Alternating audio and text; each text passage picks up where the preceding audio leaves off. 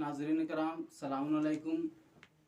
सबसे पहले मैं आप तमामी हज़रात की खिदमत में इस माह मुबारक रमज़ान की मुबारकबाद पेश करता हूँ और साथ ही साथ परवरदिगार आलम का शुक्र अदा करता हूँ कि परवरदिगार आलम ने हमें एक बार फिर इतनी मोहलत दी कि हम माह मुबारक रमज़ान जैसे महीने में सांस ले रहे हैं।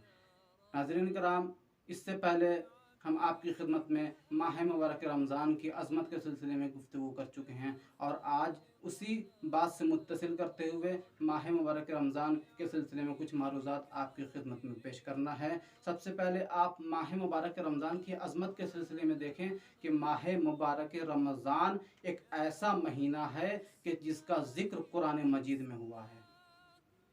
जिसका लफ्ज़ कुरान मजीद में इस्तेमाल हुआ है। और ये माह मुबारक रमज़ान शहरुल्लाह है, अल्लाह का महीना है। और परवरदिगार आलम ने इस माह मुबारक रमज़ान में वारिद होने से पहले माह रजब को रखा और माह शाबान को रखा कि जब तुम अपने आप को माह रजब से गुजार लो और माह शाबान से गुजार लो तब माह मुबारक रमज़ान में वारिद हो जाओ, यानी कि तुम आमादगी करो माह मुबारक रमज़ान में वारिद होने की। इसी सिलसिले में हमारे और आपके 8वें इमाम इमाम अली रज़ा अलैहिस्सलाम अपने सहाबी अबा सल्त से फरमाते हैं कि अबा सल्त, माह शाबान का महीना आधा से ज़्यादा गुज़र चुका है और इनके कुछ आखिरी अय्याम रह गए हैं। तुम ज़्यादा से ज़्यादा खुदा की बारगाह में तौबा करो और ज़्यादा से ज़्यादा इस्तिग़फ़ार करो और दुआ करो और कुरान की तिलावत करो, यहाँ तक तिलावत करो कि तुम्हारे दरमियान माह मुबारक रमज़ान पहुँच जाए। तो ये इमाम की वसीयत हमें बताती है कि हमें अपने आप को माह मुबारक रमज़ान के लिए आमादा करना है, चूँकि ये शहरुल्लाह है, ये अल्लाह का महीना है। अल्लाह ने इस महीने को अपने से मखसूस किया है। अज़ीज़ान गिरामी, और इसी माह मुबारक रमज़ान की अज़मत के सिलसिले में हमारे और आपके 8वें इमाम इमाम अली रज़ा अलैहिस्सलाम इरशाद फरमाते हैं कि अल हसनातो फ़ी शहर रमज़ान मकबूलतुन मकबूलतुन व सय्यातो फ़ीहे मग़फ़ूरतुन, की नेकियां माह मुबारक रमज़ान में कबूल की जाती हैं और बुराइयों को माह मुबारक रमज़ान में दरगुज़र किया जाता है। माह मुबारक रमज़ान के सिलसिले में हमारे और आपके 8वें इमाम आगे इरशाद फरमाते हैं कि मन क़रअ फ़ी शहर रमज़ान आयतुन मिन किताबिल्लाह अज़्ज़ा व जल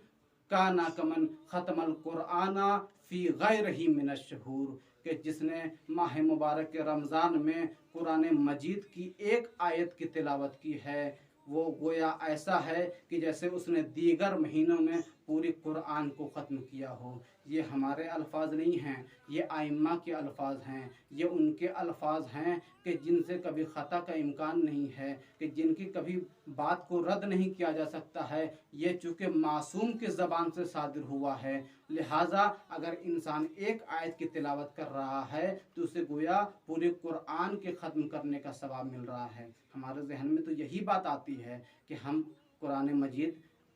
को ख़त्म करना है तो एक आयत की तिलावत कर लें, सिर्फ एक आयत की तिलावत कर लेंगे, हमें पूरी की पूरी कुरान मजीद के ख़त्म करने का सवाब मिल जाएगा। मगर सोचिए अज़ीज़ान गिरामी, अगर हम एक आयत की तिलावत कर रहे हैं तो वो खुदा पूरी कुरान के ख़त्म करने का सवाब दे रहा है। तो जब हम पूरी कुरान को ख़त्म करेंगे तो उसका सवाब कितना होगा, उसका सवाब कितना होगा। इस माह मुबारक रमज़ान की अज़मत के सिलसिले में हमारे और आपके छठे इमाम इमाम जाफ़र सादिक अलैहिस्सलाम से मनकूल एक हदीस है जिसमें आप इरशाद फरमाते हैं कि अच्छा इखलाक इस माह मुबारक रमज़ान में, अच्छा इखलाक सिरात मुस्तकीम पर साबित कदमी का बाअस बनता है। यानी कि जिसने इस माह मुबारक रमज़ान में अच्छा इखलाक पेश किया वो सिरात मुस्तकीम को बाआसानी से गुजार सकता है। और एक अहम बात जो सबसे इम्पोर्टेंट है और सबसे अहम है वो ये है कि आखिर वजह क्या है कि इस माह मुबारक रमज़ान में ही परवरदिगार आलम ने रोज़े को वाजिब करार दिया। किसी दूसरे महीने में भी वाजिब करार दे सकता था, लेकिन इसकी वजह क्या है। तो हमने जब तलाश करना शुरू किया तो मुझे ये मिला कि परवरदिगार आलम ने चूँकि इस माह मुबारक रमज़ान में कुरान मजीद को नाजिल किया है, और वो कुरान जो सरासर हिदायत है,